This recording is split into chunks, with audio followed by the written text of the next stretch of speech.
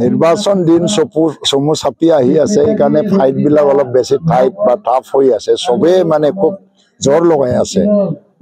মই যেটো পাঁচনৈ চেৰপাঙৰ পৰা সংকোচলৈকে ঘূৰি চাইছো প্ৰবতজৰালৈকে, আৰু যেটো এটা পৰিৱেশ দেখিছো, এইটো হাৱাটো UPPLৰ পক্ষতে আহিছে।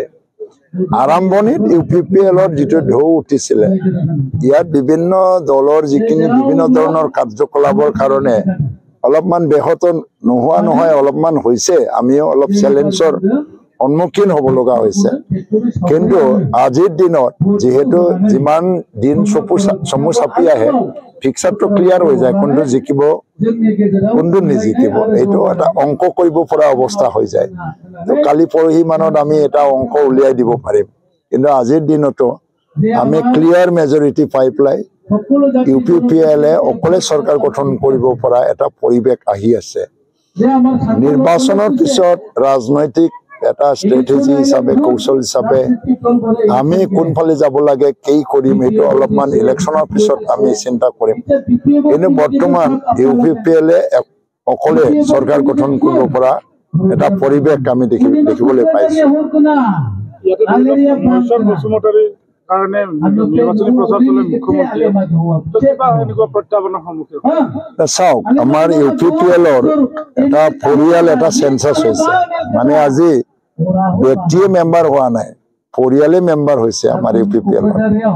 এভাৰেজ 7,500 পৰা 8,000 UPPL পৰিয়াল আছে, আৰু এইটো যদি হিচাপ কৰা যায় যে 3টা এভাৰেজ ভোটত যদি হিচাপ কৰা যায়, তো 8,000 যদি হয় 24,000 ভোট হৈ যায়, 7,000 যদি 21,000 হৈ যায়। তো কচুগাঁৱত জিকিবৰ কাৰণে ইমান ভোটৰ প্ৰয়োজন নহয়। বাকী BJPৰ এটা এভাৰেজ ভোট আছে। আজি যদি মহেশ্বৰ বসুমতাৰীয়ে যদি BPFৰ পৰা BJPত জইন কৰিছে, মই যদি অলপ ধৰি লওঁ যে 3,000 মান BPFৰ ভোটটো তেওঁ যদি লৈ গৈছে লগত, এতিয়া 6,000-7,000 BJPৰ বেছ ভোট আছে, যোগ কৰিলেও 10,000 আহি যাব, আৰটো বেছি নহয়। আৰু আনফালেদি যি BPF সেকেন্ড পজিশন পাইছিল হাগ্ৰামা মহিলাৰী, তেখেতসকলৰ 3,000 বা 3,500 ভোটটো মাইনাছ হৈ গ'ল মহেশ্বৰে কেণ্ডিডেট হোৱাৰ কাৰণে। কাৰণে আজি কচুগাঁৱত মহেশ্বৰো জিকিব নোৱাৰে, ৰবিৰাম নাৰ্জাৰীও জিকিব নোৱাৰে, উকিল মছাৰী জিকিব। কাৰণ মানুহৰ মনত আজি এটা প্ৰশ্ন হৈছে, 15টা বছৰত হাগ্ৰামা মহিলাৰীক কোনো এটা বাধা নিদিয়াকৈ কংগ্ৰেছ বা BJPয়ে চৰকাৰ চলাবলৈ দিছে, সুযোগ এটা দিছিল। কিন্তু ইমান শান্তি আনিলে, জীৱন সম্পত্তিৰ নিৰাপত্তা সুনিশ্চিত কৰিব পাৰিলে, উন্নয়নৰ ধাৰা চলি আছে। প্ৰধানমন্ত্ৰীয়ে প্ৰমোদ বড়োৰ নাম লৈ পেলাই প্ৰশংসা কৰিছে, মুখ্যমন্ত্ৰীয়েও 7 দিনমান আগত প্ৰমোদ বড়োৰে প্ৰশংসা কৰিছে। ইলেকশ্যন বুলি তেওঁ আজি কৰিব নোৱাৰে। তেনে ক্ষেত্ৰত UPPL বা প্ৰমোদ বড়োক দ্বিতীয় কাৰ্যকালৰ বাবে এটা ক্ষমতাটো দি পেলাই কাম কৰিবলৈ কিয় সুযোগ দিব নোৱাৰে, এইটো বিটিআৰবাসী ৰাইজ, জাতি জনগোষ্ঠী সকলোৱে এটা প্ৰশ্ন কৰিছে। সেইটো হ'ল বিবেক, বিটিআৰবাসী ৰাইজৰ বিবেক। এই বিবেকটোৱে মানে পলিটিকেল মেণ্ডেট হ'বলৈ গৈ আছে। হাগ্ৰামা মহিলাৰী আজি দুয়োফালে এটা সম্পৰ্ক ৰক্ষা কৰিবলৈ চেষ্টা কৰি আছে। আজি তেওঁ কংগ্ৰেছৰ লগতো ভাল এটা সম্পৰ্কত ৰাখি আছে, আৰু ইফালে BJPৰ লগতো পুৰাণা এটা বন্ধুত্ব আছে, যে একেলগে তেওঁলোকে গভৰ্ণমেণ্ট চলাইছিলে। আৰু চবে নহয়, পাৰ্টি হিচাপে নহয়, কিন্তু BJPৰে কেইজনমান বেগম নেতাৰ লগত হাগ্ৰামা মহিলাৰী এটা সম্পৰ্ক সদায় আছে। সেইবুলি মই ভাবা নাই যে ৰাজনীতিত এই বন্ধুত্ব সদায় মানে এটা সহায়ক হ'ব। যিয়ে নহওক, আমি UPPLে অকলে খেলি আছো, একেলি যুঁজি আছো, আৰু আমাৰ প্ৰত্যেকটো সমষ্টিত 7,000-ৰ পৰা 8,000 পৰিয়াল মেম্বাৰশ্বিপ মানে ড্ৰাইভ মানে ৰিক্ৰুইট হৈ গ'ল, ৰেজিষ্টাৰ হৈ গ'ল।